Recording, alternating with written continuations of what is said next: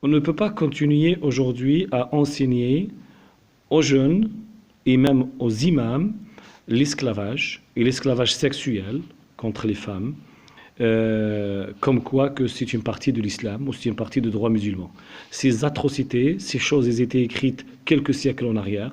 C'est honteux aujourd'hui pour nous, les imams, et pour nous, les théologiens musulmans, de continuer à apprendre cela dans nos universités et dans nos mosquées. Ça, c'est inhumain.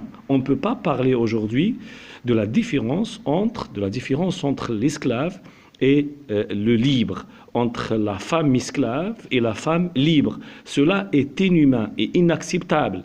Il est en contradiction absolue avec tous les contrats de droit international, avec les conventions de Genève qui protègent avec les prisonniers, avec les contrats et les conventions des droits de l'homme, avec les contrats de l'ONU, que tous les pays musulmans ont signés. Donc, continuer à apprendre cela dans nos universités, dans nos centres et dans nos mosquées devient bien sûr inacceptable et vraiment,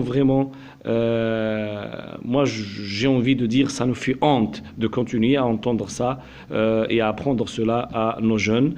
Et il ne faut pas s'étonner si on aura aussi au futur, si on continue à apprendre cela, on aura aussi des Daesh, des extrémistes qui vont égorger, qui vont tuer au nom de l'islam parce qu'ils n'ont pas inventé cela.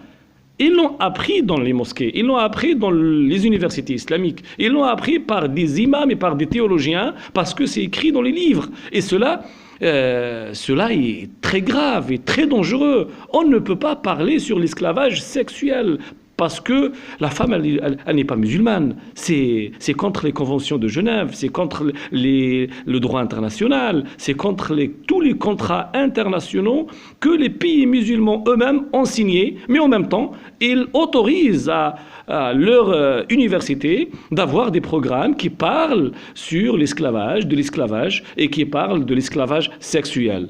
Donc, enough is enough. Et j'ai envie de dire, on a honte de voir cela dans nos universités et dans nos centres, et on a honte d'apprendre cela à nos jeunes et à nos imams, alors qu'on est en 2017. On est dans l'ère des droits de l'homme et dans l'ère de la modernité, de la liberté et du respect de l'être humain, que ce soit sa religion, sa couleur, sa nationalité, je ne sais pas, ses origines, on doit respecter l'être humain. D'ailleurs, c'est ça l'essence de l'islam.